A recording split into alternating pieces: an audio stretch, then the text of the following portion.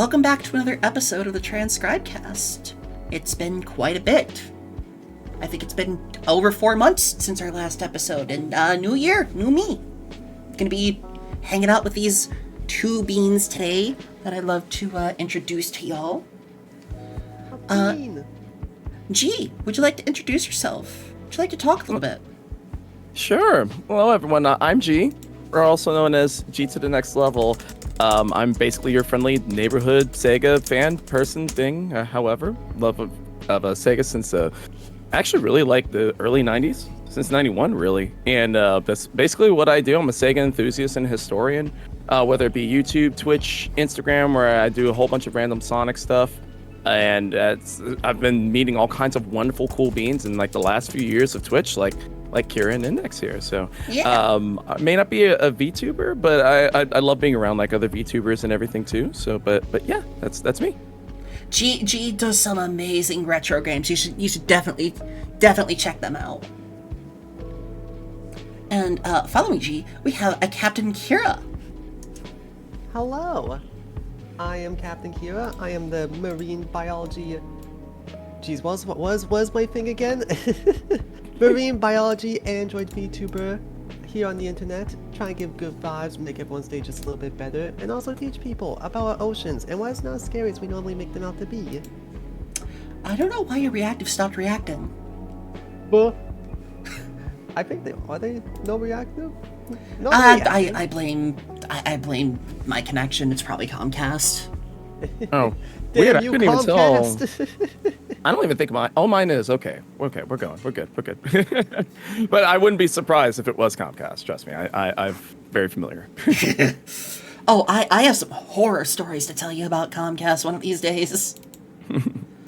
the main one being when I had to basically go Karen on them just to get them to come out and confirm, hey, it wasn't turn the router on and off that was causing our problems. Hello there. Oh my god. I just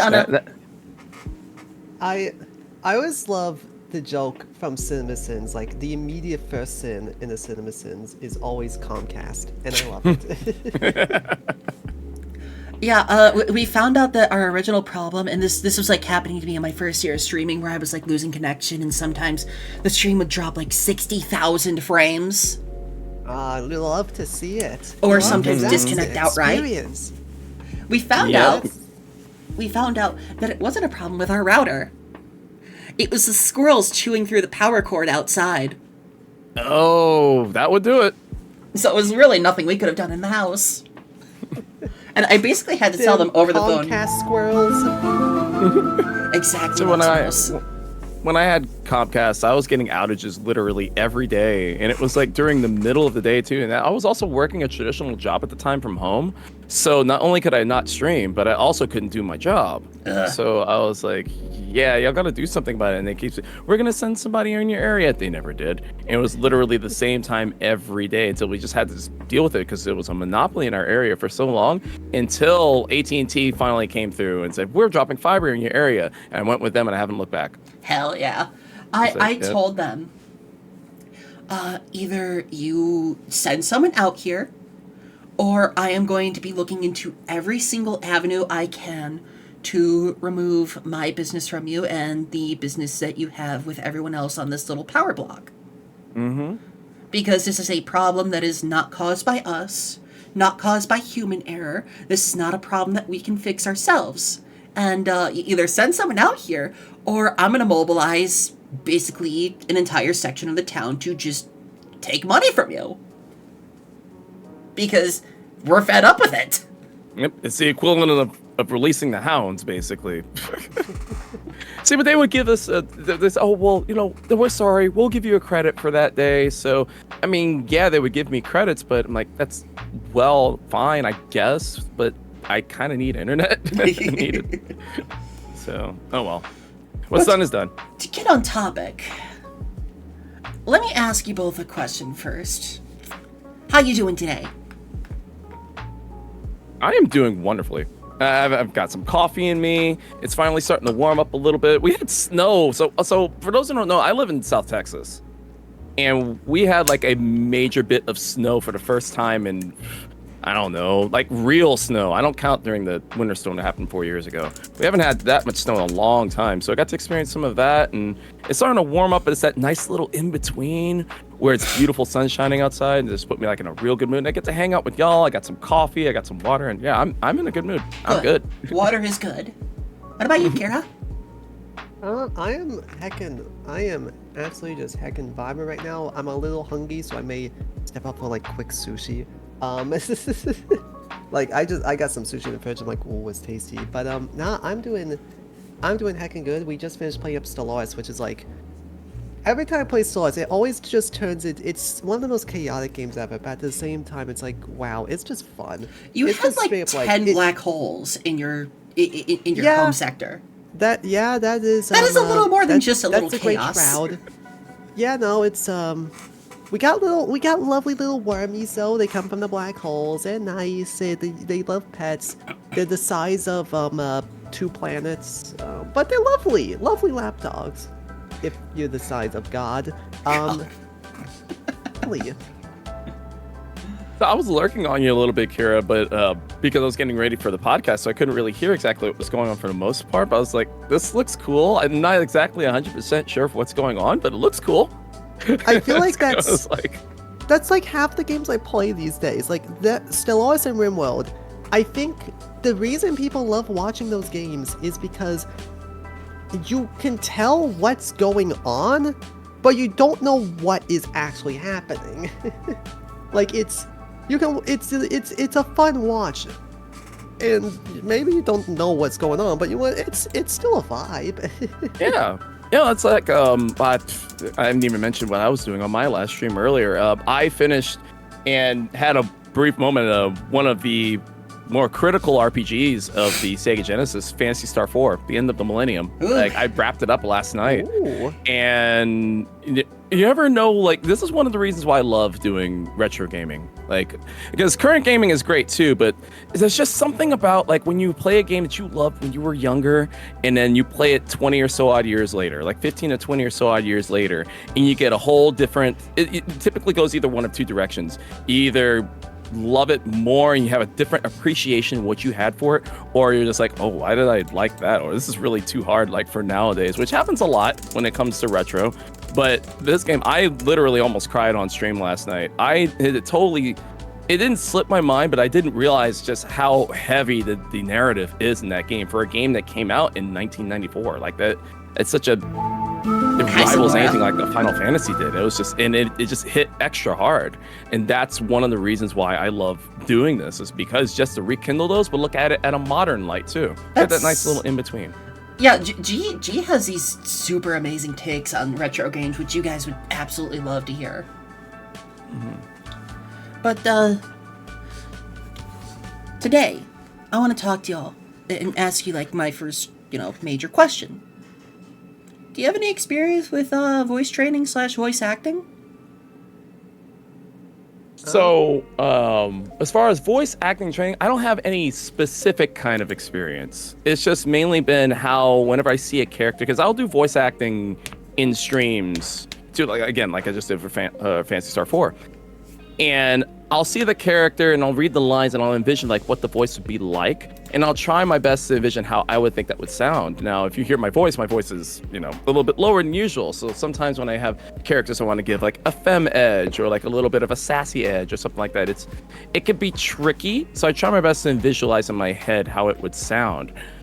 But one of the reasons why when you invited me to be on this index, I was really intrigued because I actually have not had any professional training of any kind, or if any sort of like, not even so much professional training, like I haven't even taken the proper steps towards like any kind of vocal training. And it's something that, and Kira knows this, like this is something that's been on my mind for a long time, is how to properly get started and go forward with it. So I'd love to hear like any of y'all's takes or experience with that. Well, you've come to the right place then. What about you, Kira?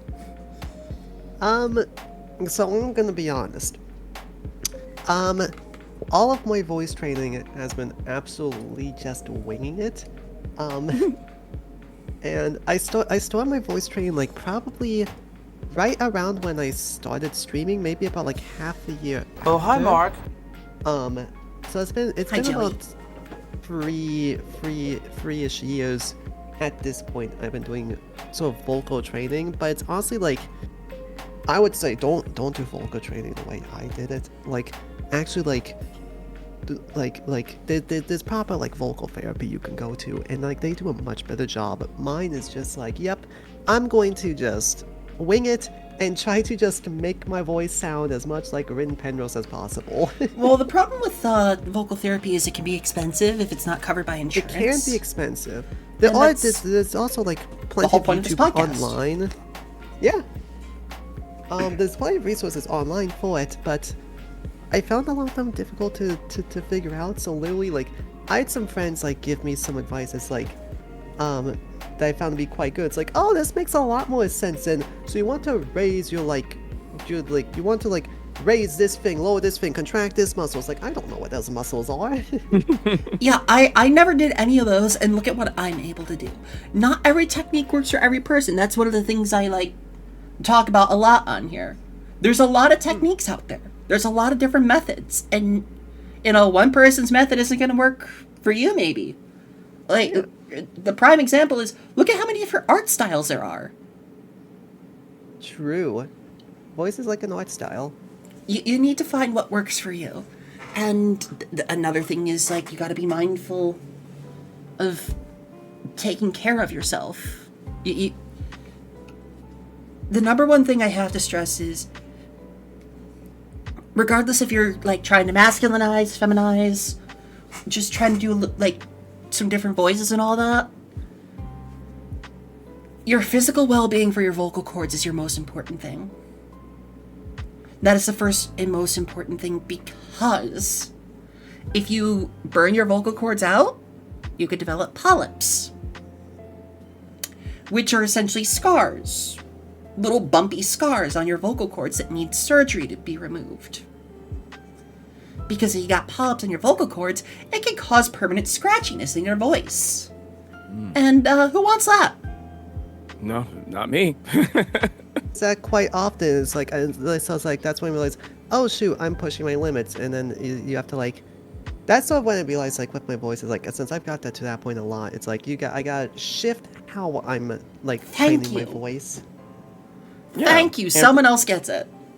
Yeah, and it's like whenever I try to either raise my voice as much as I possibly, because one of the things I try to get around with me is I'm very nasal, and I try my best to be as little nasal as possible. But I feel like whenever I try to do like a higher pitched voice or a femme voice, it gets super nasal, and I can't keep it consistently, so I start feeling it in my throat, and that's when I start saying, okay, yeah, maybe you might want to take it down a little bit before you hurt something. that was how it was for me at first. And one of the things that like really helped me out, kind of the main thing that helped me out, was just practicing my scales day in, day out. Like I did my 1 to 10, 10 to 1, my do re mi stuff, without making it sound like I was pausing between each and every stage. Like, I kind of like started in this area when I was, pre-transition and all that. And, I never thought I would get to where I am now. And my voice was like kind of nasally, kind of gravelly, and I never thought I would be able to get out of this range, right? And it was thanks to my instructor that I had at the time, teaching me all about scales and like thinking about it like you're going to the gym to lift weights. I was just about to say that. It sounds like it's you've made it into a regimen, and that's good. That's something that you have a list of like, okay, well, if I'm going to be working on this today, this today, this day, this day, that sounds like that's a good plan. Yeah, like let's say you're going to the gym for the first time. You haven't been to the gym in 5+ years, or it's your first time ever going to the gym. Are you going to go for the 500-pound weights right off the bat? No. Hi, Diva. Hi, Hello, guys. Neko Diva. What about you, Carrie? You going to go for the 500-pound weights? You know what? I can take them. You need a spotter, Kira? My little 100-pound me can take them. Like, you would not go to a gym and go straight for the deadlift 500-pound weights. You would take time to warm up. And even then, you would work your way up from like 50, 75, 100. Okay, I'm confident. Let's see if we can skip all the way to 150. Okay, no, we're going to go 125. It's up to you how far you want to push yourself. And understand if you're pushing yourself a little too hard. Yep. I've fully come to the thought of that, everything that, and so, because for me too, it's not just about my voice though. I joked around with this that like I basically have two kind of sides, like there's classic G and then there's modern G, which is kind of a spin on like classic Sonic and modern Sonic. Like modern G is more femme, like a more femme side of me that's going forward, and you know my voice is a part of it, but just like I am doing it visually, doing it vocally, like I'm okay with it being baby steps. If it's something that's going to take a while, take a long haul, it's going to be worth that trip. So yeah. How long have you both been like at, well, Kira, you already said 3 years? Yes, she is, yeah. What about you, G? Oh, for my voice? Yeah. Not very long at all. I'd say maybe about, that I really started caring about like, well, maybe I should start like speaking a little bit differently.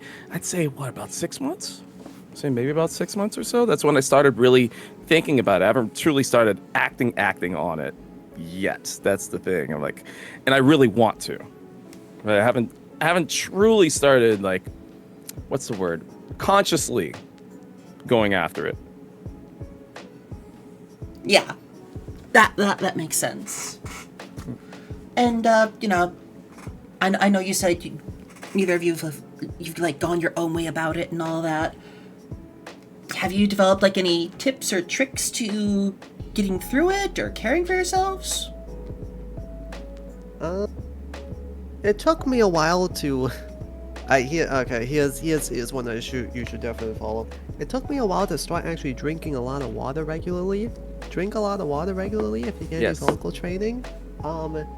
Because if not, then it's gonna feel like you've been stabbed in the neck. It's not fun. I wonder if maybe because about a year ago, I actually started on a diet like roughly about almost 3 years ago now, and I actually lost 65 pounds. I was a chunkier G. Yeah, I was a chunkier G like way back in the pandemic. Did a lot to me. That's goals. And then from 2021 to 22, I lost about 60 or so odd pounds. And in the midst of doing that, I developed a water regimen.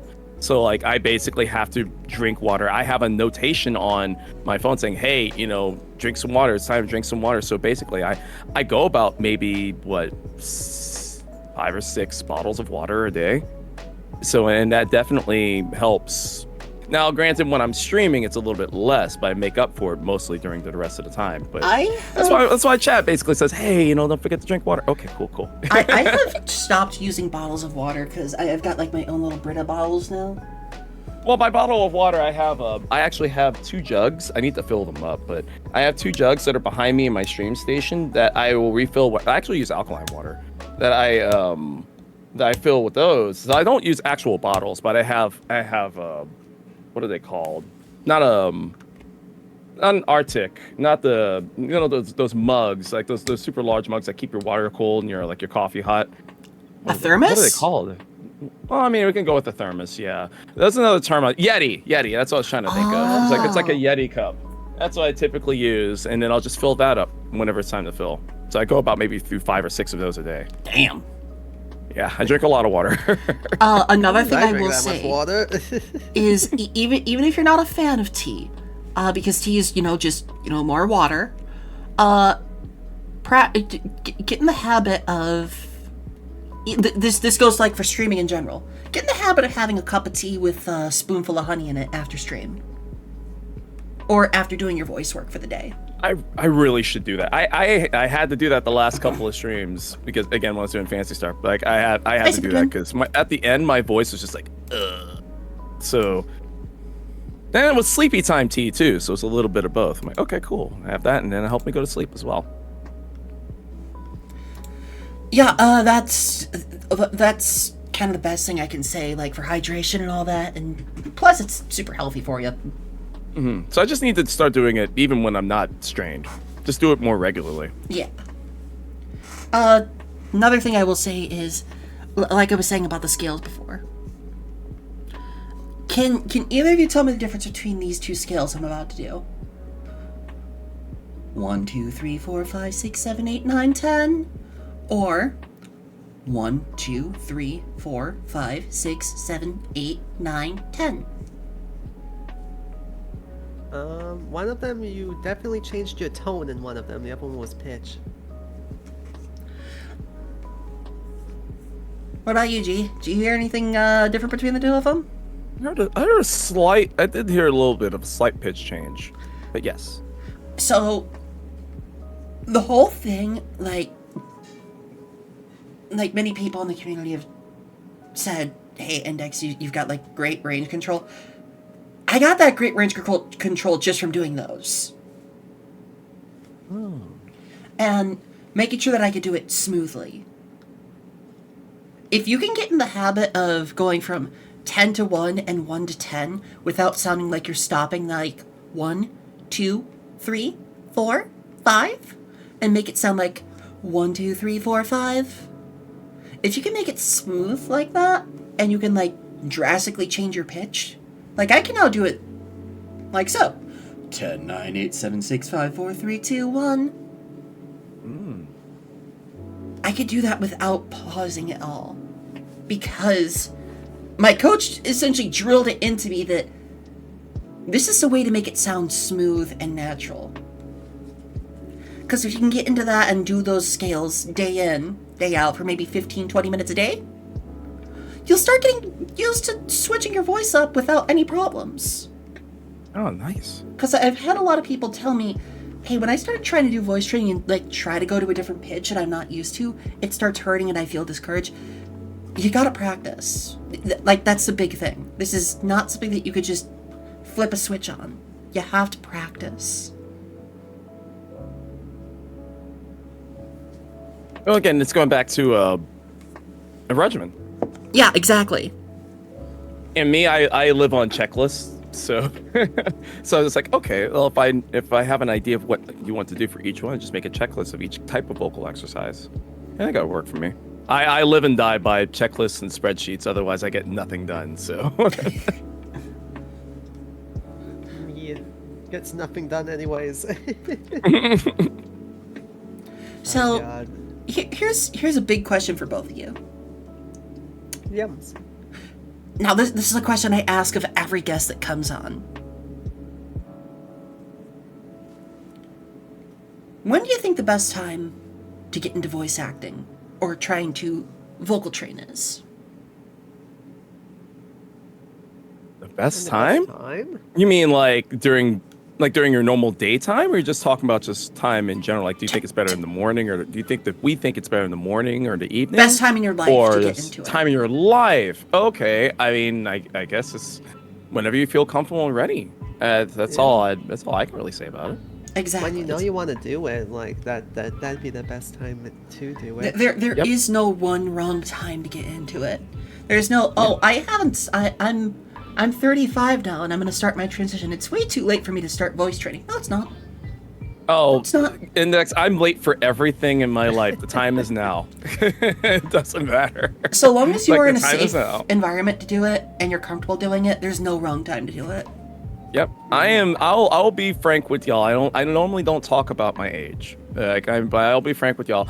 I'm getting dangerously close to my mid-40s, and I'm like, No I way. feel more alive now and more in tune with myself now than I did when I was 25. No way. So it's that absolutely. Ain't without no a doubt. way. And I look the best now. Like physically, I look the best than I ever have. Yeah, I was going to So say, you there never- ain't no way you're over 30. I'm 43. No. Yeah. Boy looks way. Sorry, MB looks way too good. You're good. You got them good genes. Thank you. But yeah, but per your point. That's why I was like emphasizing your point. The time is now. It doesn't matter like what your age number is. It's like if you feel it at 20, do it at 20. If you feel it at 40, do it at 40. You know. So long as you feel comfortable, and so long as you're in a safe environment to do it. Exactly. Now, that being said, that's one of the things that's a little bit, and I talk with my wife all the time about this. That is just like, yeah, as you're going through these sort of things, and your voice is a huge part of it, especially where I live in your environment. It's a little touchy. It can be a little scary. It's like I'm taking those little, especially now in 2025. It's so I'm taking those necessary steps when I need to. But even just like, I even tested this like a couple of weeks ago. Like I went out as like, my more femme side, my more modern side. I walked to like the local gas station in my style and just went and tried with a higher voice and trying to speak to them, and they didn't even bat an eye or anything like that. Just okay, cool. So it's not. Sometimes it can be, but many times it's not as scary as you think. It's like what Neko Devo says. It's like, yeah, the more that you do it, it's like the more confident that you are, right? Yeah. But you also, at the same time, you also kind of got to read your environment. You got to read the room. So it can be tricky. Oh yeah, and what a bridge says as well. If you're drinking a lot of water, mind your electrolyte levels as well. Yes. Absolutely. That's why I've always got my salt and vinegar chips on hand. I'm gonna be honest, I love chips, but at the same time, I feel awful every time I eat chips. I'm like, buh. tummy too heavy now. Oh, that's like, so going back to my wife, she sent me a text today, and she was like, hey, how you feel about root beer or cream soda? And I was like, I can't have any of that anymore. Like, anytime I try to drink like a carbonated drink, like a cola or something like that, I just can't. She bought a bottle of Sprite for me. It was like this new vanilla Sprite that they had, and I wanted to try it, and I tried it, and I was like, it tasted good, but I made that bottle last for like a week and a half because I couldn't drink it all. Like, just even having more than like 2 sips, I was just like, oh, okay, that's enough. I am trying to wean myself off of soda again. I managed to get away from it and like I went a year, I went 2 years, I went 3 years without a soda, and I'm back into it. I'm trying to wean myself off of it again. I live the Shadow the Hedgehog diet: coffee and food, and water, of course.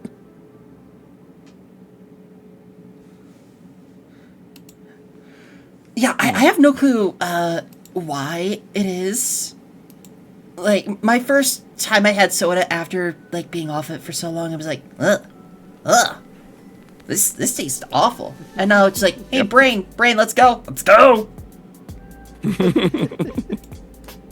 And I'm trying to wean myself off of it again. I can't do it anymore. Now there might be the occasional exception too, because I used to drink a lot more too. I rarely drink at all anymore. But when I used to have mixed drinks, it'd be like vodka and Sprite or so that sort of thing. So I would have cold drinks in that too. But I've given that up as well, and so now it's like, yep, it can. So because I wonder too, from a vocal standpoint. Like, if you do drink carbonated beverages more on the regular too, how harmful is that to your throat or to your voice when you're trying to act? I guess I should say. Okay, can you repeat that? Or you're trying to, like, how harmful is like is if someone who's regularly drinking carbonated beverages, like for your voice and your throat, like, do you feel that could be a detriment to that? Yes, and Okay. I need to stop, and that's why I'm stopping. Ah, there you go. Because like the syrupiness can like stick to your throat and make you feel a little weird. Another thing I will say is if you're gonna be getting into like the voice booth and like doing some, this is like legit, full on professional voice acting advice here. No dairy before work. No milk. Good. No cheese. Good, because I can't have dairy. Because dairy promotes intolerant. Dairy promotes mucus, and it could cause your voice to sound off in the recording. Oh, 100%. Every time it's like, I'll eat something that has like a bit of cheese in it, and I try to talk, and it's just like, I sound like a troll. Yep. I mean, I've heard that, or I was gonna say I've seen that, but like I've heard that you can tell that there's a difference. Yeah. It takes a little bit to clear out, and it's like no problem. But at first, it's like, oh, Hell yeah, how do I Revenant. talk again?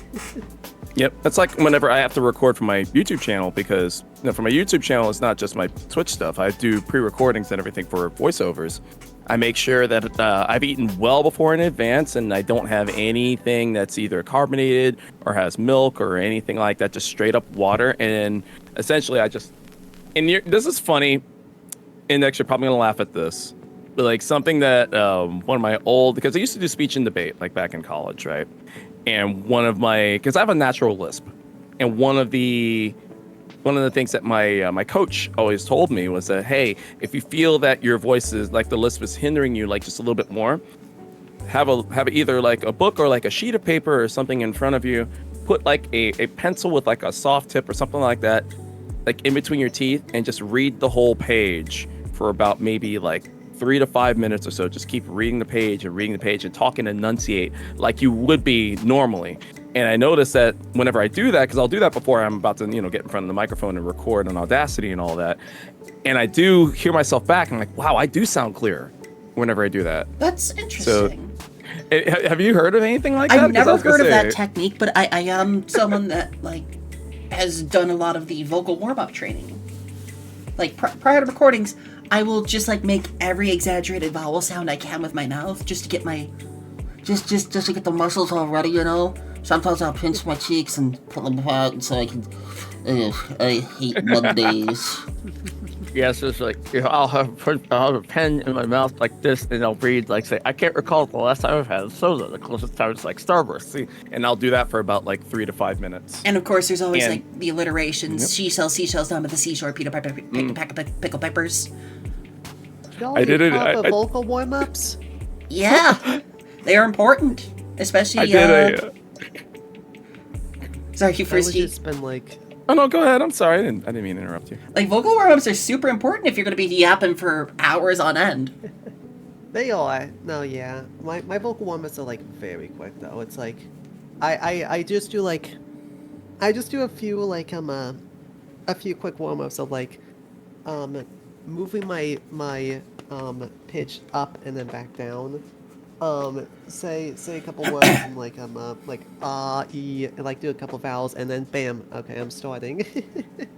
And now you've given me the thought of that. I need to start doing that before I do streams too, because I'll do that before I do YouTube stuff, but I typically don't do it before streams, because normally I'm scrambling to get everything ready. Is this ready? I'm gonna blast out here and all that stuff, and I forget to do stuff that little bit of vocal trainings. I need to start doing that. I really do. I was gonna say earlier, it's funny, we're talking about warm-up exercises. So I did an interview with David Humphrey, the original voice of Shadow the Hedgehog. Hey, yo. I did an interview with him, and he told me about his vocal exercise, and he did it bam on the spot when it's I'm a pheasant motherfucker, and I don't know exactly what he said, but just the way unblinking, bam, in 10 seconds, and he's just try saying that 3 times faster. I would love to have a conversation with him or any famous voice actor, just to be how is it that we can get into this? I would, because that's one of my dreams come true. I would love to get into professional voice acting one day. But I have so much fun streaming. Mm-hmm. And I always do my vocal warm-ups before stream, because it's great to be natural on stream. It's great to go through things naturally, right? I'm sure you can both agree to that. It's great to be yourself, but it's also great to be aware that, hey, I'm probably going to be streaming 10 hours today. I'm probably going to be streaming 7 hours today. I should probably take a little care of my voice. Oh yeah, because people are here to listen to me. It was I didn't even realize, again, last night, perfect example, what I thought was going to be a 4-hour stream, I wound up going for 8 hours because I totally forgot about the Courage Dungeons. I'm oops. So, 4-hour stream went to 8 hours, so I got to hour 6, and I felt my voice starting to go. And so, I was okay, let me take a break. I'm going to go make some tea. It's and then we'll come back and we'll finish it. And then I did that, and we finished it, and it was all good. So you're exactly right, because when you know that you're going to be in for those super long streams, you should have a plan, have that ready when you take that break to go make some tea or some water with some honey or something like that, just to just a really brief, take a minute of your voice, and your chat will understand. Yeah. It's important. Like, hey, All these things I need to start doing. So you're giving me, see, again, living by checklist. I'm writing this stuff down. Hey, booklets. We've been live for an hour. We're gonna run that ad break. I'm gonna go fill up my water. I'm gonna go to the potty. I'll always say stuff like that. Yeah, like exactly. If these crazy mofos have made me go through all my hydrations, and sometimes I will hydrate myself if it's been like 30 minutes and no one's redeemed hydrate, and I'm just like, I'm a little thirsty. Oh, I do that too. But I think it's also my body, like internally, even without the notification on my phone saying, "Oh, it's the top of the hour. You need water." It's like, yep, drink some water. No. Yep. See, That's kind speaking of why I of, stopped doing like video chat content. It strains my voice too much because I found myself like trying to go louder and louder because a lot of like what I do with my voice is off of like how it feels in like my chest and my throat and whatnot. And because I'm like doing a lot of physical activity, it's wearing out my muscles and like I feel my voice drop, so I try to raise the pitch to bring it back up, and just subconsciously, and that's kind of why I stopped doing VR chat content. It just became painful to like try to like yap like that. I become super loud too. Like I'd be talking so loudly at the end of it, just subconsciously. It's like, basically I stopped doing VR chat. It's like it takes a little getting used to. It does. Kira, do you feel yourself? Because let me ask you, because I feel this way about myself sometimes. Like right now, it's interesting because like I feel like I'm speaking normally now, so I'm not consciously thinking I'm being too loud. But there's sometimes when I'm either in front of a camera, like an actual camera, I'm streaming and I feel like I'm talking like twice as loud. That's weird. the weird thing. Like I'm talking like the way I'm talking right now is like this is like my normal volume. I've tried to talk at this volume while on stream. I can't consciously do it. Like something about being the one streaming, I cannot consciously talk at this volume. I am always talking twice as loud as this, and I don't know how to not do that because I like to talk quiet. I like to be a bit quieter on stream, so I'm not shouting everyone's ears out. See, and Kira, I feel exactly that. what you mean. Yeah. It's one of the worst things too, because on Twitch it's fine because typically I can adjust it on the fly, like when you're streaming. What's really bad about it is if I record on YouTube, because like when I'm recording in front of a camera, I don't have like a meter or anything like that in front of me telling me, "Oh, you're peaking, you're going too loud." So I do a take and then think everything is good. Well, no, because I'm normally like I'm not in front of a computer or anything. I'm in front of a camera. Right. So. And then I'll play it back after I've done all the recording and I did all the setup and hours have been spent, and I'll hear it back and then it sounds terribly because I was talking too loud. And I'm like, oh crap. So that's why I got like tons of filters on OBS to make sure I don't peak. Yeah. Like see, OBS I spent time on that. Oh yeah. I haven't really had anybody tell me that like, hey, your voice has been too loud or you're scratchy. Aside, when OBS isn't acting up, that is. But for YouTube, it's a little bit different. I can't tell you how many times I've had to do retakes and I've had to lower the gain like on my microphone because I'm too loud. And then I'll do the retake and then it's too low. Like, oh man. But that's another thing to be mindful of. Like, I've noticed like people when they're trying to start changing their voice, especially like for people that are transitioning, especially with trans femmes, when they try to raise their vocal range and all that, and they're trying to get into the higher octaves, they'll start sounding a little softer and softer and quieter, and it's like you gotta get used to your normal volume. You gotta get used to sound. You gotta get used to being you at this new range, and that's. You think I got quieter? I went the opposite direction. It's different for everyone. But more often than not, it's kind of like, hey, we're going to go mask. We're going to be a little louder. We're going to be a little more emphatic. Hey, we're going to go femme. We're going to be a little more soft and quiet. And it's just like, there's all sorts of different voices out there, right? But if you're doing it that way, you're also doing a little bit of a disservice for your training. Yeah, because like getting like the when I pitch try straight, to do, but also doing the volume training.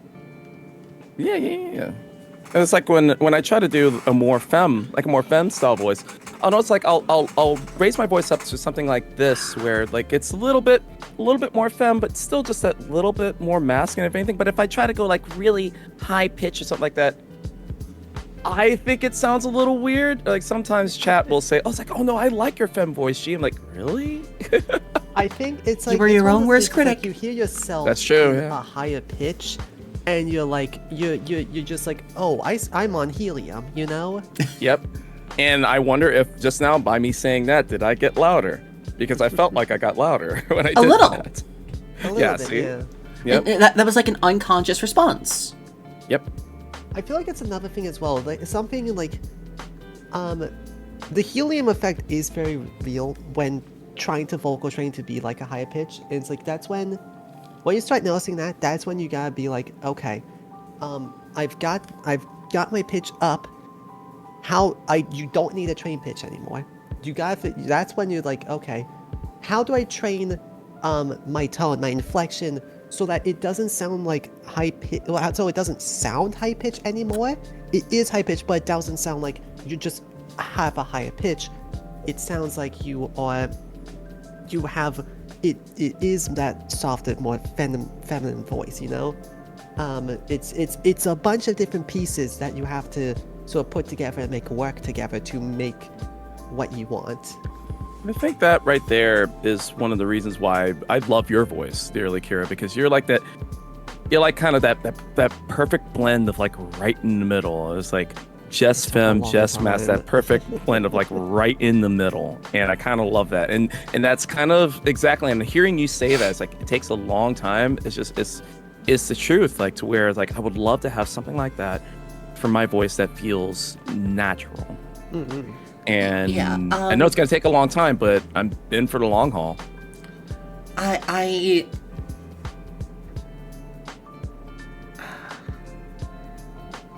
You guys have already like touched upon a question that I was gonna ask, like what kind of advice can you give for people that are struggling?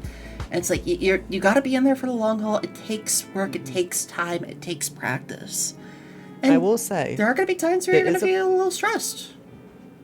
there is a piece of advice I would like to give to sort of like people who like want to, or who are struggling, or maybe have a bit more experience and like don't quite know, like they're getting their voice to a point, but they're still not quite where they want their voice to be, and they're not sure how to get there. Find a voice you do like say just like find like a YouTuber streamer online that you quite like the voice of, and like, you know what, that's the voice I want to get, and just listen to them and try to imitate their voice. Like try to make your sort of inflections, your pitch feel like how they sound. Just sort of try to nudge you in that right direction of like, okay, this is kind of like where I want to push it towards. That's already something that I was gonna talk about as well. Like have a target in mind. Yes. If you don't sound like the target at the end of your journey, that's okay. Your journey never really ends, for one thing. And two, you've used that as like a benchmark to help you develop yourself a little better. Like, I do not sound at all like the character that I had first had in my mind as a target. But now I'm just like, hey, I'm comfortable with how I sound. I like how I sound. I like how I sound on recordings. I like how I sound to myself. That's the goal. See, and I wonder too, because a lot of people have told me, and this is one of the strangest compliments that it took me a while to kind of grasp that people did this, and then I started doing it myself. And so I was just like, it's like, I love watching your content. It's like, you're always so soothing to sleep to. I was like, really? And so it's like, I wonder if people are finding my current voice soothing enough. And I wonder, like, if I tried to change that voice to make it a little bit more lighter, more aloof, will people still find it soothing? And you never know until you try. Exactly. That's really what it is. You never know until you put the foot forward and go for it.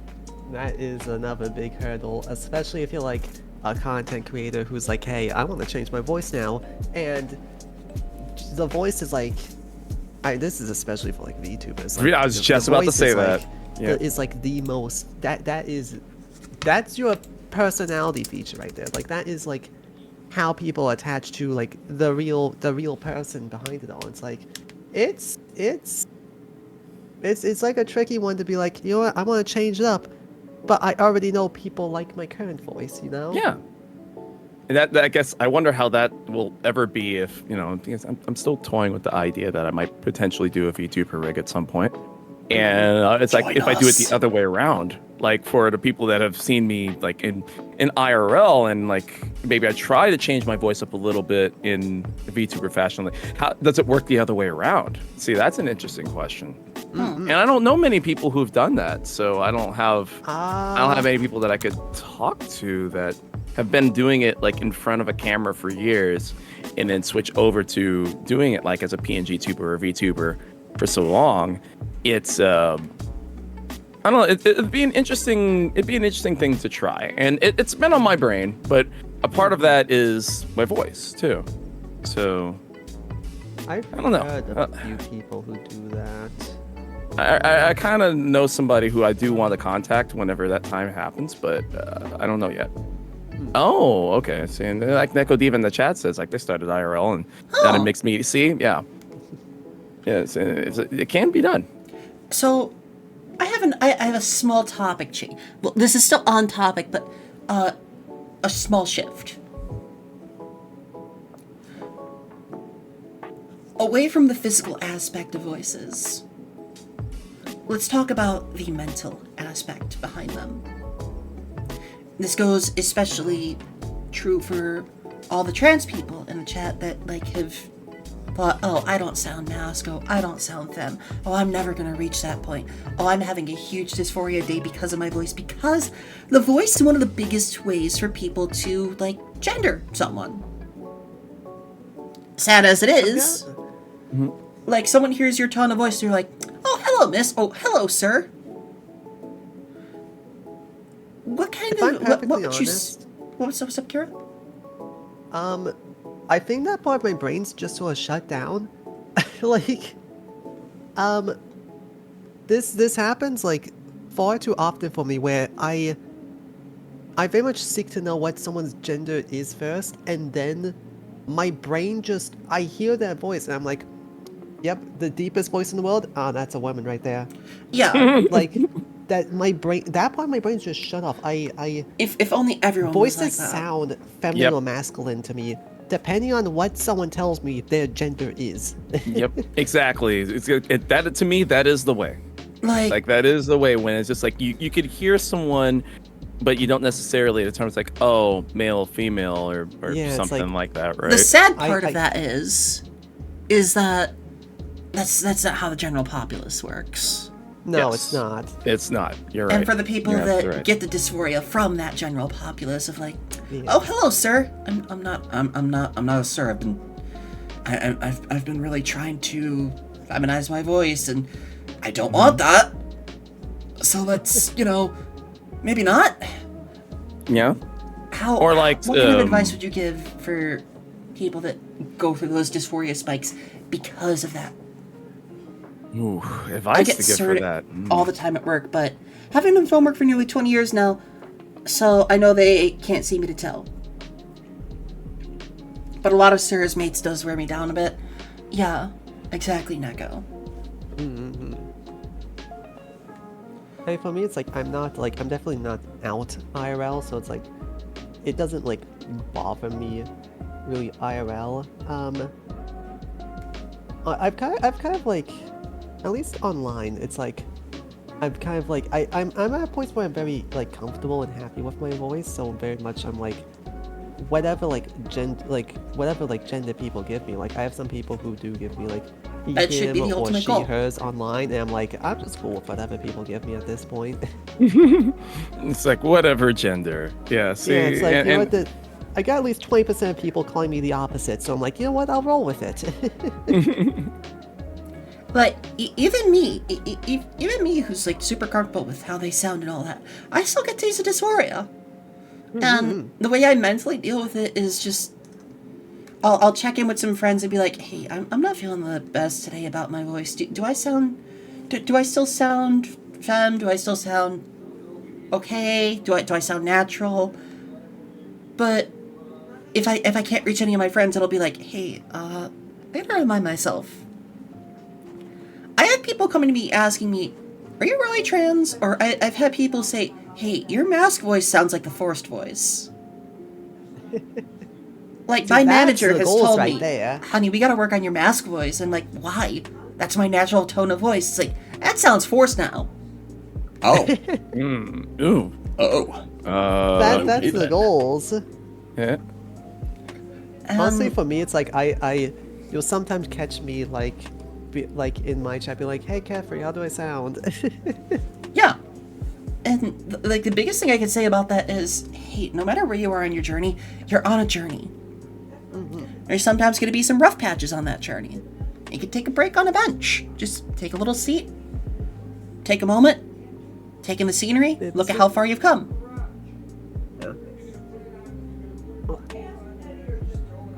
What about So you? I haven't really.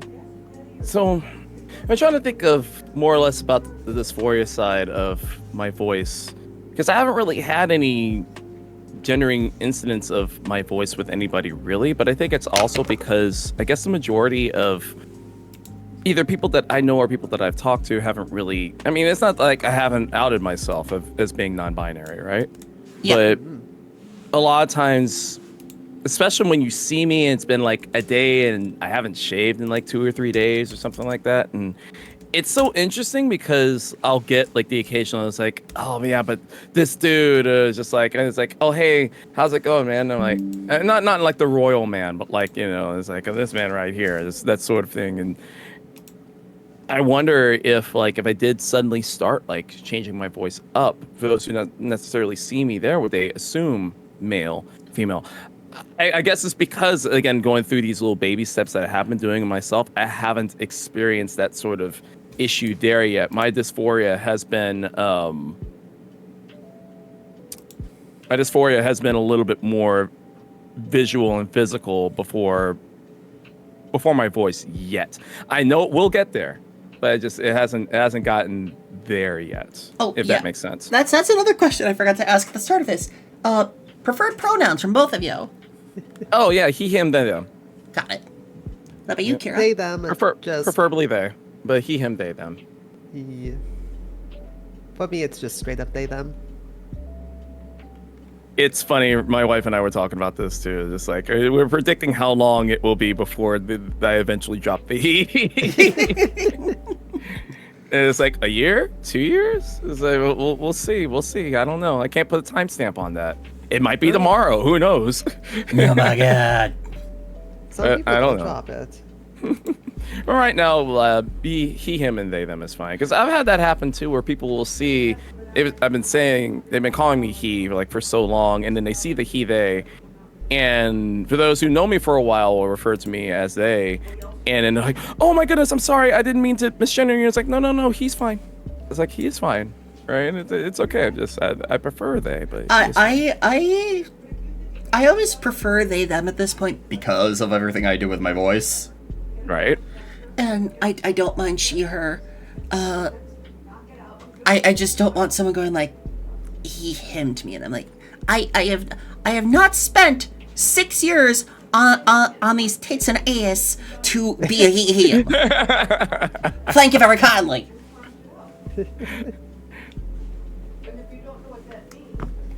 Give me just a moment. Sure.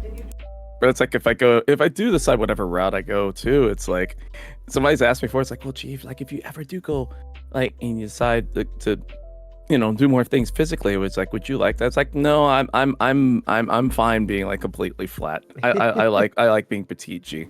No, I'm small. Yep. Itty bitty titty committee. I prefer this phrase now.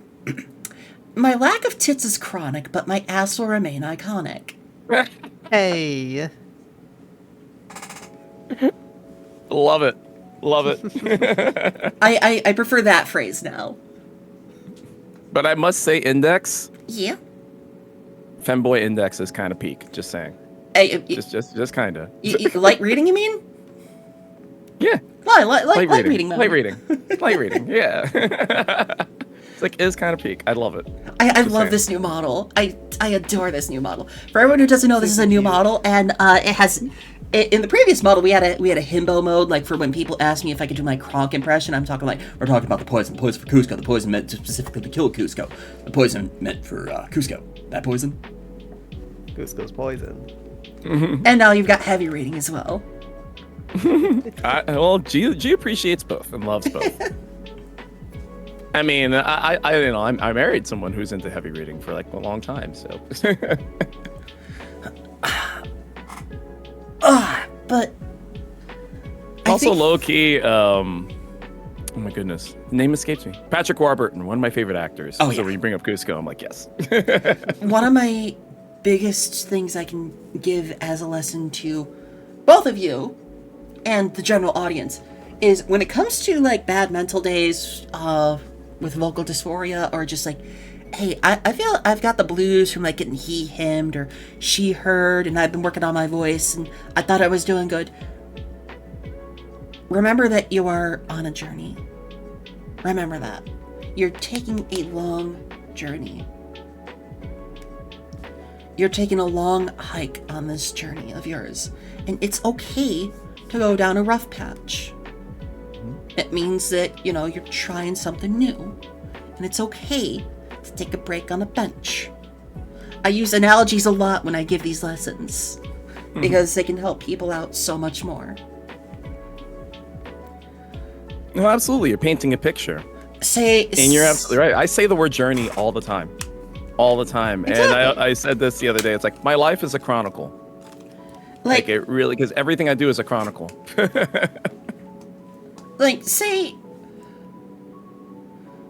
you're trying a new technique for your voice and it's not working out for you, and you give yourself the dysphoria, or you give yourself the blues, and it's just like, hey, you tried something new and it's okay.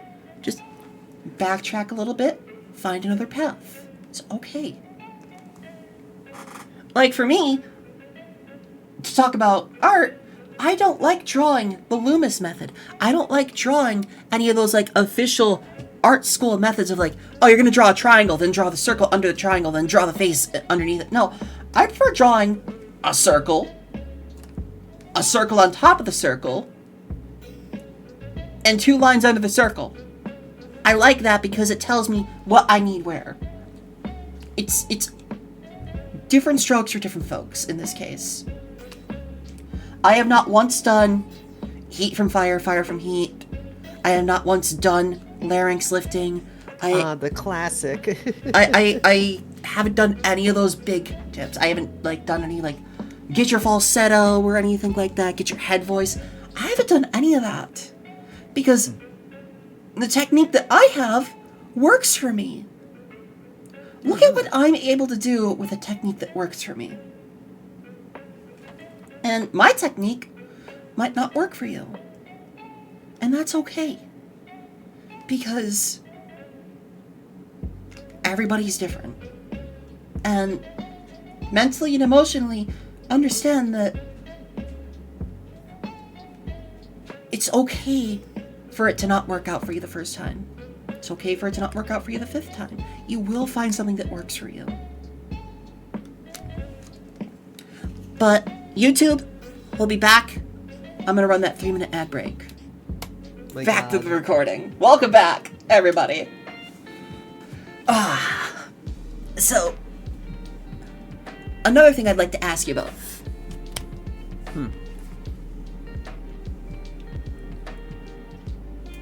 What inspired you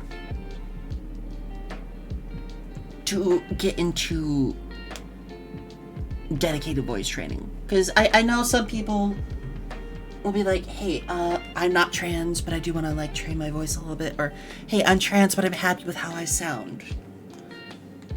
This is more of a general question. For me,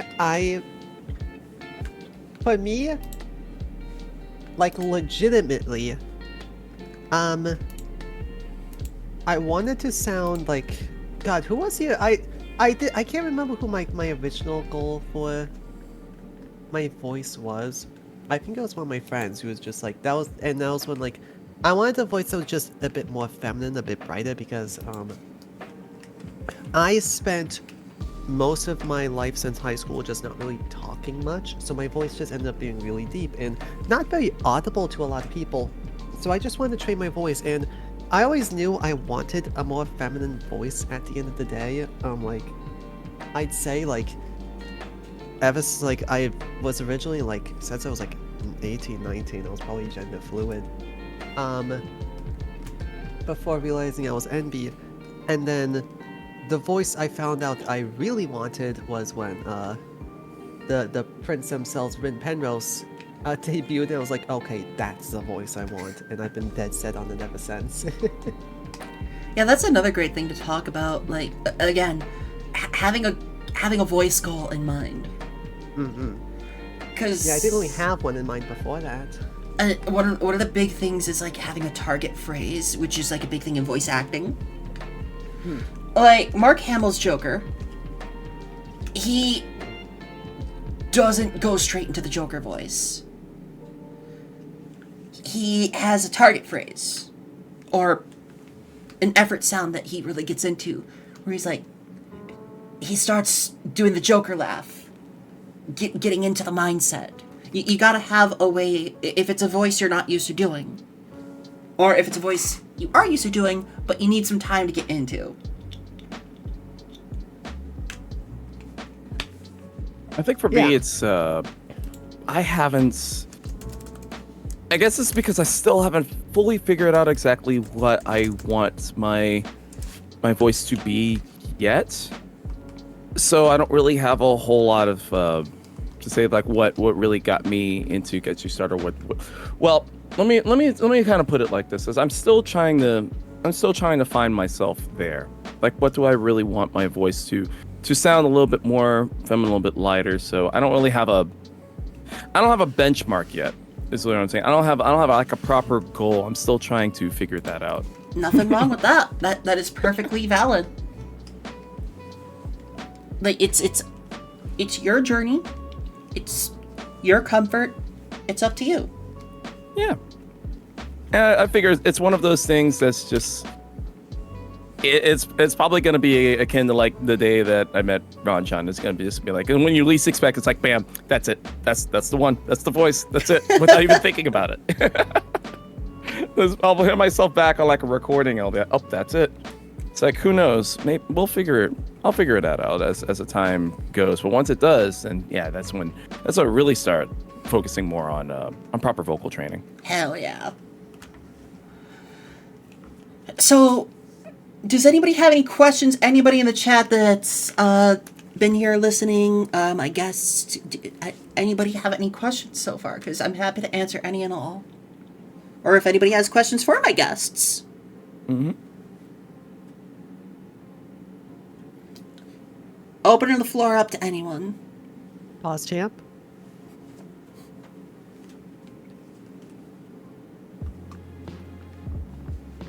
I guess what I could really say is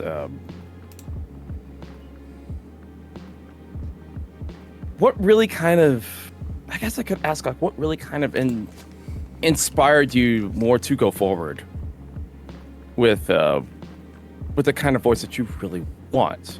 What was the message that got you to say, okay, this is it. This is how I want my standard kind of voice to be? For me, it was just kind of like a click. It just kind of... I realized, like, I normally talk in this tone now, and this is just kind of like, I'm comfortable here. I'm really comfortable. And I just, feel absolutely valid. I've self-validated. Nice. And there's really no other way to put it. And yeah, that's really the best way. And once you feel confident and you're comfortable with that, then that's it. I guess I haven't found that yet. But on my journey, I had plenty of times where I would like almost break down into tears, thinking I was never going to be able to get into this range.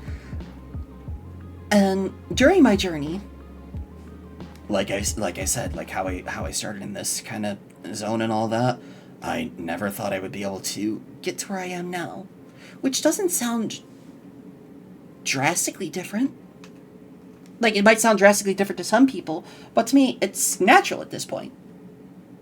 But when I first started, I really wanted to get my voice all the way up to here all the time. But I realized as I was going through it all, I don't really like this kind of like manic pixie esque energy that this voice gives across, and I'm really comfortable with just, being a little more chill. I like this voice. I'm comfortable. But if I didn't try and shoot for the stars, I wouldn't have landed here. Yep, exactly. Yeah. I mean, as you said, it's just it's more time. And when I know when I want to try to do those higher pitched style voices, like the more you do it, the better you get at it. So, yeah, you're right. You're right. And again, just by being cognizant of how hard I am with my consonant sounds and how soft I am with my vowel sounds, I can make a voice sound a little more masculine, even if it's a feminine toned voice, or I can, try and make my try and make a masculine toned voice a little more soft spoken and feminine. It's all a matter of how much you want to intonate.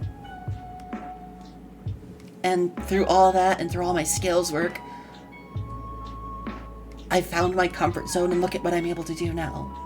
I'm able to use these weird lessons I've taken in and kind of twist it a little bit and help other people for free.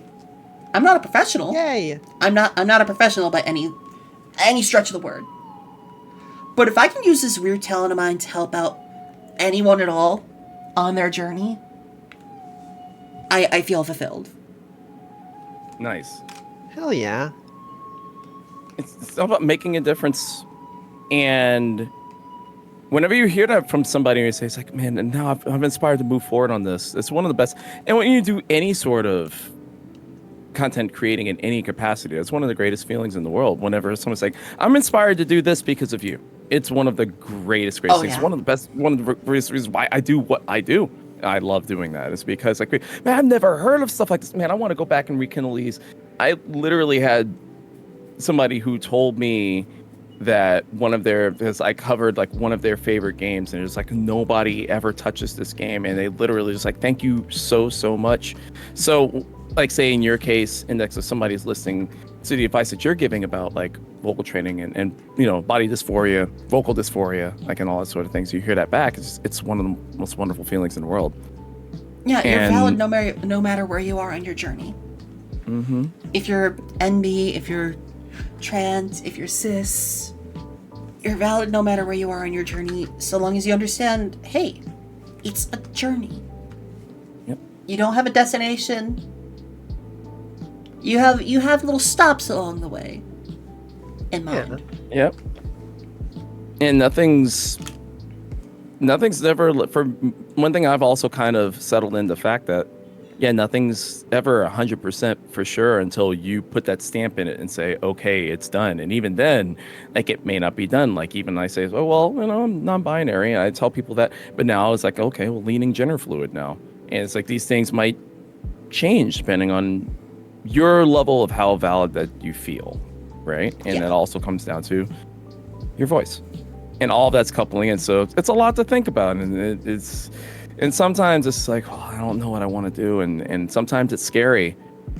Sometimes, especially when you're dealing with, people that have seen and known you for a long time. And then, like, all of a sudden, oh, wow, this is different. Yeah.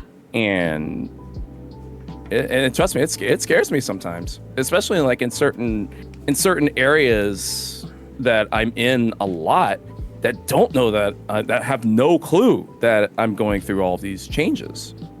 So if I just pop over there one day as like Modern G, they're like, wait, what?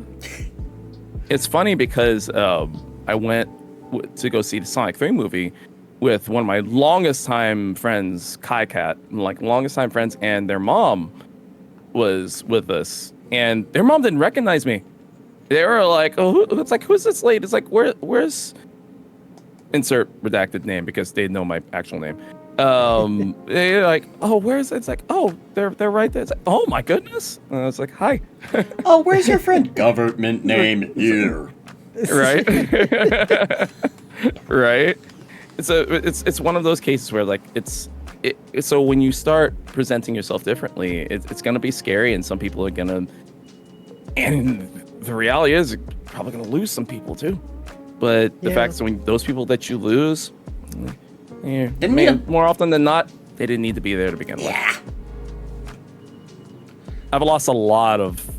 Okay, I say a lot. That sounds harsh, but like I've lost quite a few longtime IRL friends through some changes that I've done. But the realize is that is there anyone in your life right now that I need to punch in the grundle so hard that Kermit gets jealous? Not currently, but I will let you know. But it happens. It'll happen to anybody that goes through journeys like we are. That's gotta be one of my favorite vague threats. For people that don't understand the terminology. So here's another question then. That I love, if you'd like to talk about. Oh, hi, Mark. Hi, Eggsnako. I like that name. Welcome on in. Gee, Kira, do you want to talk about any big experiences that you've had? Like anyone that made you feel super valid, or anyone that you're like, man, screw that person. I'm happy with myself. Just a man. Jeez, has it? Oh, I thought that was your answer. Just man. It's like just man. A man. Just man. Man. Not indeed, Tristana. Honestly, has it been? Thank you. Wait a minute. Do I see the VTuber that talks about fish? What? Lucky day! I can't say that. Fish. Hi. Go ahead, Kira. I'm sorry. I'm still trying to think. Like, was there anyone who would like? I don't think so. I don't. Not, at least not at the top of my head. Maybe there's such an asshole. I'd be like, no, you've been blinked out of existence, my friend. Oh, Right. I have a really great story to talk about, like in particular asshole. One that we even had on stream. Uh-oh. Yeah. So I'm playing a game, right? Just vibing. Just vibing, enjoying myself, yapping with chat. This person comes in, he's like, You have a nice model. I like your model. You have a nice voice. I like your voice. I'm like, oh, thank you. Thank you so much. I appreciate that. And thank you for stopping on in. And then they start flirting. They're like, yes, I am wondering, are you looking for boyfriend? I would like you to be girlfriend. I'm like, no, sir, I appreciate it. I appreciate the compliment and all that, but I'm a lesbian. Mm-hmm. And he persisted. I'm just like, no, you don't get it. This isn't a case of, yes, I'll have a girlfriend and have you. This isn't a case of, I'm bisexual. This is a case of, I'm a lesbian, sir. Not only that, I'm ace. Like, I'm romantic, but I'm ace. I would have just started off with, you come into a Twitch stream to ask for a girlfriend, like, I'm sorry, buddy. Oh yeah. You got some things you need to rethink there. So he tried a third time. He tried a third time, right? And I'm just like, Sir, I'm a lesbian. He goes into a rant about how I'm catfishing with my voice. He's like, you are using voice changer to make yourself sound like that. And I'm just like, he is the one trying sir, to find a date on Twitch.tv. Exactly. I'm like, sir, if I was actually using a voice modulator, There's absolutely no way I would be able to swap my voice up like this on the flip.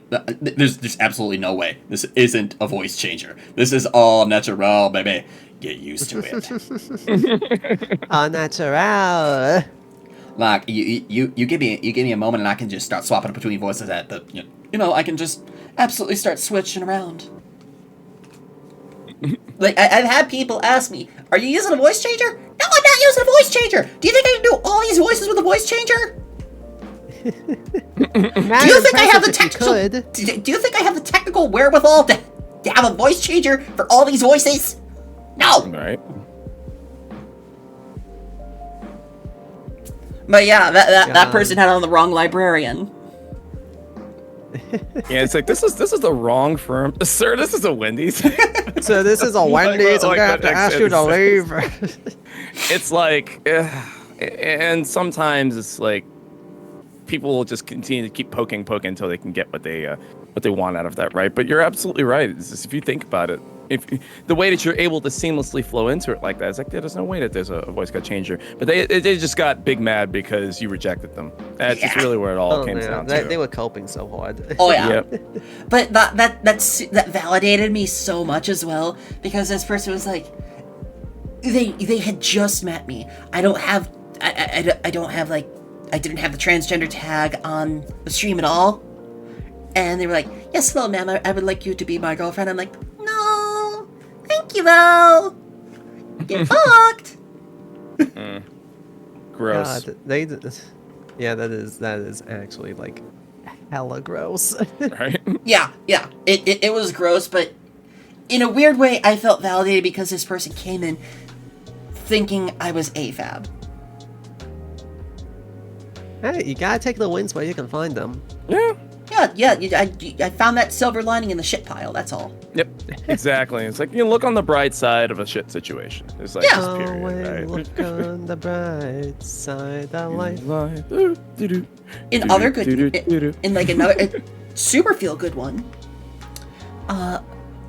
when I was like starting to practice my voice around my family and all that, like outside of my mother and father, my grandparents are kind of picking up on it. And I just told my grandmother, hey, I don't feel comfortable identifying as a man. That's all. I'm kind of non-binary, but I prefer feminine leaning. And she just hugs me and tells me I kind of always had a feeling, and I still love you no matter what. That's a good gran. Mm-hmm. My pops is like, does that mean you can't help me off the couch and get me a beer? Like, See, if only it were that simple for mine. Get over here, give me a hug, and get me a beer. Oh no, trust me. I do fear for the time when I'm gonna have to explain that to my family. Oh, I agree. That's because they have no clue either, but they probably will, like once they're going to throwing it on YouTube. But because my little nephew watches my shorts on YouTube, so like he'll eventually see it probably. But per your question from before, aside from like maybe one or two little comments that maybe I've gotten on Instagram, I was like, ew, gay trans, like, or something, like somebody literally like, because when I posted, I shared that I was non-binary and you started seeing new pictures of it. Yeah, some of the comments that I get back are just like, why do you make that your whole personality? Ew, gay trans, like all. Other than those little small things, I mean, those are just comments. Like, I don't care. Like, that's just all right. Brush that off. Just block them and move on. That's really how that is. That's the super best way to go about it. Yep, but I'm like, I haven't yet found anybody IRL that I've gotten to the negative side of that. Anybody that has heard me or seen me differently has been very supportive. And like that's been wonderful. But I am fully prepared, or not fully, okay, I'm just lying to myself here. I'm not fully prepared, but I am aware that I am going to have to be prepared for the negative. It's going to happen. It's just a matter of like how you react to it. And the thing is, it just full steam ahead. It just if this is the path that you see yourself, and this is how you're going about it, don't let the haters take you back. Exactly. Get to be the you that you want. That's why I always say be you and be awesome. Yeah, that's the best way to live, is just to be the true you. And if people don't like the true you, screw them. Get them out of your life. Period. Another great feel-good story I can talk about. This is like a more physical one. Back when I was working at the restaurant that I worked at, that I helped, like, my actions helped to earn a Michelin star, mind you. Oh. I was a maitre d' essentially. When the physical changes were happening for me, like, I didn't get the biggest bust or anything, but like people could tell like my features were more feminine and all that. Like I would have guests come in and address me as Miss and ma'am, just by looking at me. Mm-hmm. you know, despite the fact that I was wearing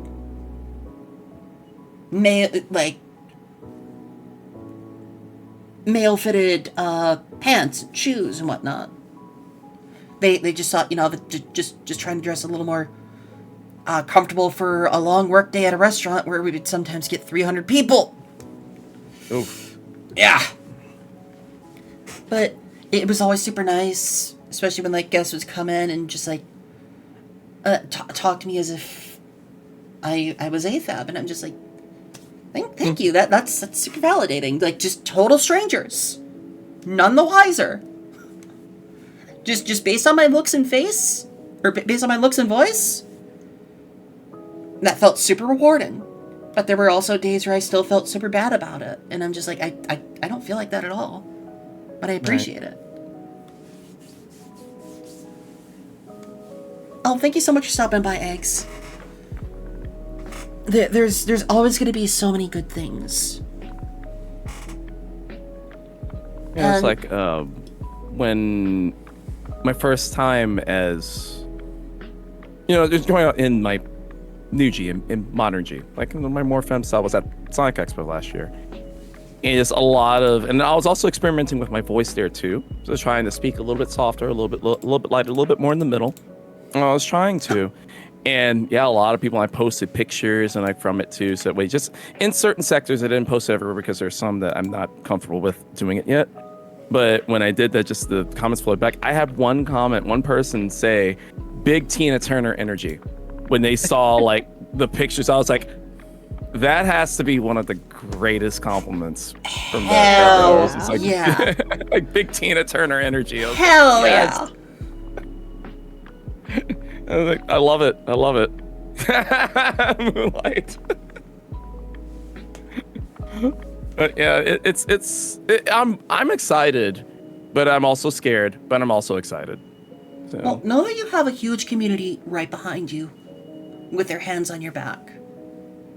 In case you fall, they're right there to catch you. You have your community and friends, and we're here for you.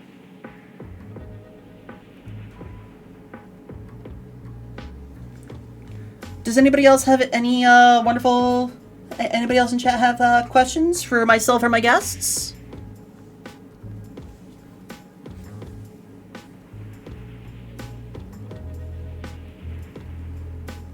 Yeah, thank you.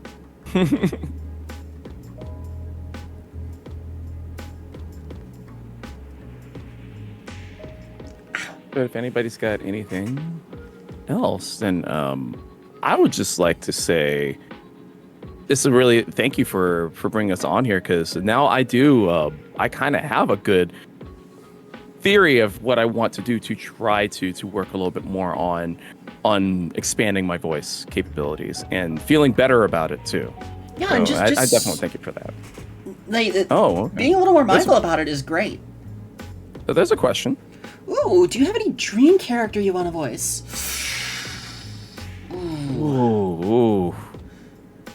I mean, I'm sure the obvious question, if you look at my avatar, it's the obvious answer. But, anything, huh? Dang, that's a tough question. Like from anything. Now, is this like a pre-established character or what? Because for me, if there were a character that I would love to voice, it would probably be like any character in any of Hiro Mashima's works. Ooh, okay. Because as I'm sure y'all know, I love Fairy Tail. I love Rave. I love Eden's Zero.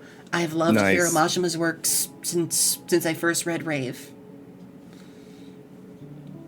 And I love the feel-good story in it and all that. I would love to voice a character in one of his works one day.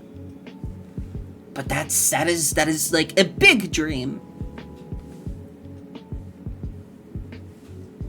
Of course, if I wanted to voice Shadow the Hedgehog, I could just talk about how much I love Latinas.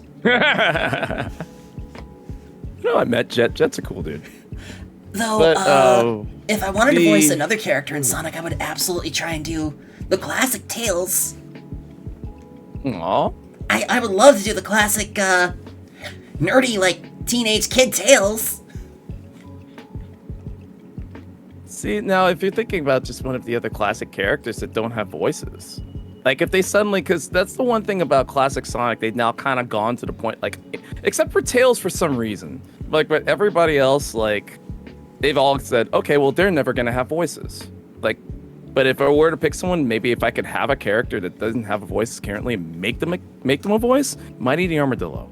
Ooh. Because he Yo, doesn't have Mighty. or Ray. Actually, no. Ray. I think Ray would be more fun, like for me, because at least with then, because Mighty, you might perceive him as like being a little bit more of a gruffer, because he's strong, he's tough. It's like so it might be a little bit more of a lower kind of tone voice, but Ray is like possibly the most Saizo, most innocent Sonic character in existence. No, not kidding, he could be.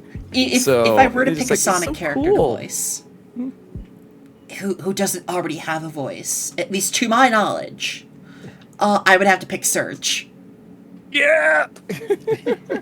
Let me get Chaos that Gremlin indeed. tomboy You would be an angst out amazing there. Surge. Yes. Let me get that tomboy angst out. Yes. I love it. I love it. What about you, Kara? I would do it. I'm gonna be honest, when I'm like thinking of Sonic characters, like it was like what I was like, what voice do I fit? And I could just think of God, I can't remember who voices them, but Silver in like Pharaoh's Sonic playthrough. Oh, Silver the Hedgehog? Yeah, Silver, like because yeah. it gives Silver such a high-pitched voice. I'm like, that's the only one I could fit. I could see you voicing Silver. I don't know, like I don't really feel like what character I could like ever voice act, because I never feel like my voice fits any characters that I know of. So Well, that's why I had to think for a moment, because characters that don't have a voice, it's a little bit easier. If you're thinking about characters that do have a voice, it makes it a little bit trickier. That's why, like, for some reason, I'll just blurt it, because for some reason, the first thing that popped in my mind was Gene Starwin from Outlaw Star. Huh. I don't know why. I was just like, I feel like I could, because this character is still very much like me, in a sense, in some aspects, but. That was the first thing that popped in my mind, and I'm like, I don't know why, but it feels like I would fit that. So I don't know. Maybe. It's one of my favorite shows. I've been doing like a lot. Hi, Dolly, mommy. I've been doing a lot of like professional voice acting auditions and all that, and like indie voice acting auditions and whatnot. And for example, I submitted a lot of work for Sushi Ben. yo, Sushi Ben! I am very excited for that. Hopefully I get one of the roles. I'm very excited for my Aloha GX, Botan, and Gen renditions that I did. I would love to like apply to like as like a voice for Sushi Ben, but like I don't have the equipment to be a voice actor. I don't think, like I don't have a sound booth. I'm just in my room. Like when it doesn't matter. I don't even have a sound booth. I just got a lot of clutter in my room that acts like is natural sound dampening, thankfully. There are always little things that you can add. There's a couple of things I've had on like my Amazon wish list for so long. These like the little small, there's a thing that you can get that's basically it's a clip on for if you have a mic arm that adds the foam padding around where you would speak into the microphone to kind of simulate a booth. And it's not that expensive either. It's like $40, I think. I will have to ask you about that. It's like, I'll drop a link in our group chat for it. But I thought about doing something like that. I padded my walls that go into the corner of my stream area, and I did notice, like when I was doing voiceovers for YouTube before and after, I did notice a difference in clarity and audio. Also, I put a carpet down because I have hardwood floors. Like I put carpet down like on my floors too. That also reduced the echo a lot. I So, have wall just to those wall little carpeting things. in my bedroom. See, that's even better. Like that's better to actually have proper carpeting, but a rug also helps too. I still have need to finish. I have been trying to get rid of it to switch to hardwood flooring, because the problem with wall to wall carpeting is the house can be set to 70 degrees, right? Mm-hmm. My room will feel like 78. Yep. And I'm just sitting here like, Well, time to get out of the sauna. Now, are you in your zone? Are you near like the north or the south? Index. I am Chicago. Okay, Land. okay. Chicagoland, perfectly. Okay. So you're closer to the north. Got it. So, well, yeah, sort of. I mean, I'm like south. So That reminds me, like I gotta show y'all a meme, which I love showing everyone, like how people view Illinois, like how people view the state of Illinois, because it's 3 pictures of Illinois, just with different charts of like how you view Illinois if you're in Illinois. This area is Chicago. This is the Chicagoland area. These are the greater suburbs. This is northern Illinois. This is central Illinois. This is southern Illinois. How you view Illinois if you're not from Illinois? This entire section is just Chicago. This is northern Illinois. This is southern Illinois. How you feel Illinois if you're not from the United States? Corn. Corn or Springfield. Just the Simpsons. See, because where we are, it's like everywhere. It's just hot, heat, hot. So it's like having Until it hardwood gets floors winter. is until it gets winter, and then it's suddenly 20 degrees. For Sushi Bang, you auditioned for Minami, Junko, Madame Ofukuro, Hyakamaru, Aloha GX. Minami was your favoriture. Oh, I am absolutely hoping my Botan gets picked.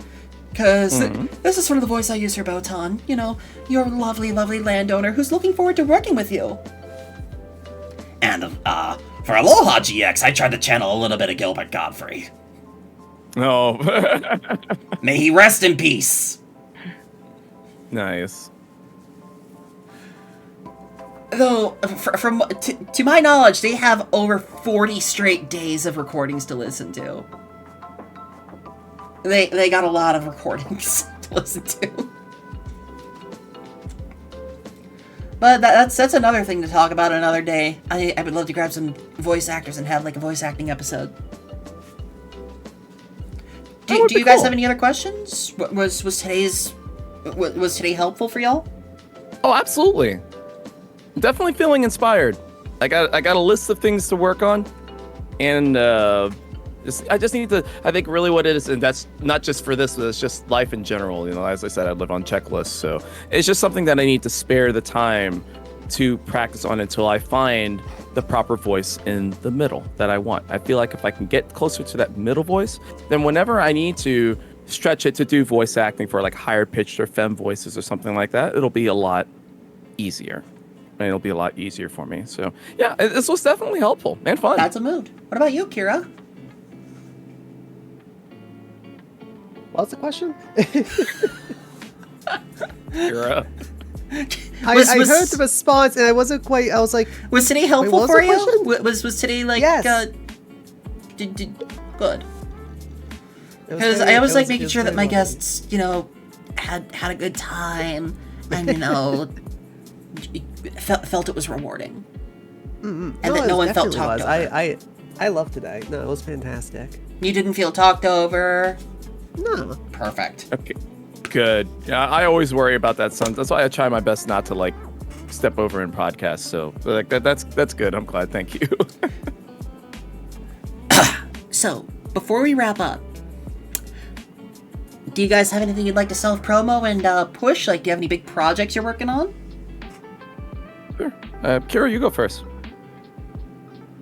Well, big projects. A lot of them a bit too big. So not be a promote on that front. Besides, I am my main content. I mean, besides Twitch, would be the Oceans and Scary. You can find that on YouTube and TikTok if you still like to watch stuff on TikTok. YouTube, I do actually plan on pushing out my first long form sort of video essay style stuff in the near future. Yay! Yay! I'm gonna love editing that. So if you have an interest in like marine biology and whatnot, that is the Oceans and Scary. Exactly. All one word. What's up? Oh, I was just responding to what Moonlight Breeze said in chat. Okay. But I'm also on Blue Skies as Captain Kira. .blueskies.social if you want to keep up to date with any of my silly doings. Oh, cool. Well, for me, what projects am I not working on? It always seems like I've got like 4 or 5 of them. But yeah, I'm G to the next level. I'm pretty much everywhere. Oh, hi, Mark. YouTube, Twitch, Instagram. Those are mainly my 3 areas that, I mean, I have TikTok too, if you're on that, if you're in that sort of thing. But yeah, YouTube, Twitch, and Instagram. Big projects that I've basically got going on for Twitch in 2 days, actually. Well, 3 days? 3 days, because today's Wednesday. Saturday is my Streamiversary subathon event that I do every year called G-Con, where, G conventions, like G-Con, where I'm basically doing an uncapped Sonic subathon, where we're going to be playing as many mainline Sonic games as possible. This is because I typically don't stream mainline Sonic games because I don't really want to completely burn myself out, so I save them for special occasions. So it's just like any uncapped subathon works. You donate, timer goes on, and we do as many as we can until the timer runs out. Let's And every get you year stuck it's been on a Sonic lot of fun. 06, shall we? Oh boy, it's the 3rd game on the list. Like, oh yeah, we'll be there for a good while. So Probably it's like, Sonic you wanna see the 06, the ending? playthrough of Sonic Boom. Oh, it's on the Yay. list too. Okay. Good, bad, everything in one between. You prefer? Which But, one you prefer, 06 or Boom? Oh, 06. Yeah. Gee, if you're being held hostage by your chat, blink twice. I'm not seeing your model blink, so you're okay. It's like everything's fine. It's fine. It's fine. I assure you, it's fine. No, that's gonna be fun. Seriously. But other than that, my normal time, I stream 4 days a week. Saturdays through Tuesdays. Saturdays I do Sonic and Sega Saturdays, where it's something Sega or something Sonic or it's normally something off the beat. Like we did Sonic Galactic, which is the like fan-made games, random hacks, side games, that sort of thing. And I have a big project. My other big project is called Growing Up Genesis, where I'm doing every single officially licensed game streaming on Twitch from A to Z. So the last game we did was Phantasy Star 4. So we're in the midst of P, and we're going to go on until we're done. And then after that, we'll do every other Sega console. So Sega CD, 32X, Saturn, Dreamcast. Hell yeah. We're going to do everyone. And then Master System at a glance if we have time. And then YouTube, basically it's completely separate. I'm working on the Growing Up Genesis YouTube series where it's all like custom edited with proper voiceover reviews for every single game on a scale of 1 to 5. And I've got various interviews with Sonic voice actors that I'm going to be putting out. I'm going to be putting out Ryan Drummond from Sonic Adventure, from the Sonic Adventure voice. Ryan Drummond, Scott Dreyer, voice of Knuckles from Sonic Adventure 2. Ian Hanlon, voice of Shadow from Sonic Prime. And Lee Majdu, the actor who plays Agent Stone in the Sonic movie. Wow. So all Hey. going to be coming in due time. I have good news. I have a friend of mine who is actually going to assist me with editing. So hopefully that means YouTube we'll start seeing more long form on YouTube. But I also do short form Sonic content like 3 days a week as well. So, I need to start working on long form content and getting like someone to help me do editing for long form content as well, because I have a big project that I am working on the side, called Books by the Book. Ooh, I like that name.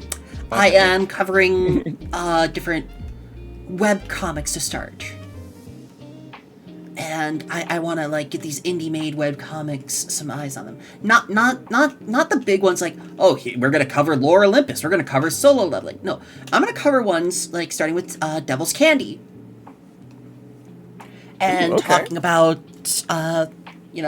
how the art style evolves and like the story that they're trying to convey and like the themes and whatnot that you see. Which Devil's Candy is super fun from what I've seen so far of it. It is like this super cute, like comedy action, high school setting in the underworld. Okay.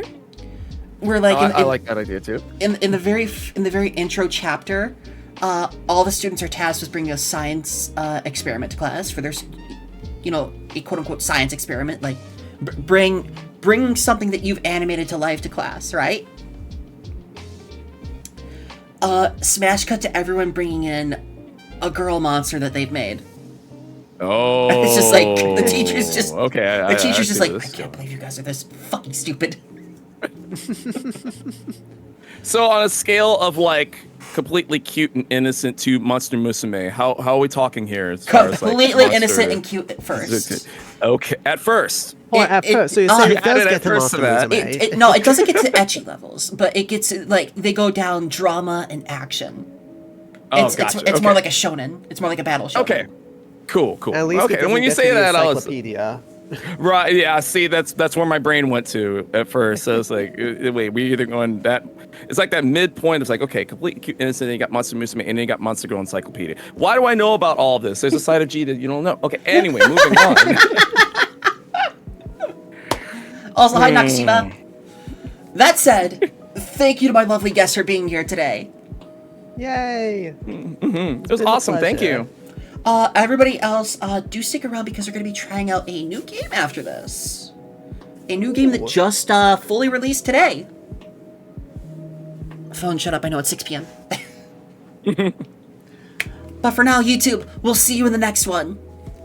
Bye-bye, See you YouTube. around. Thank you. See you.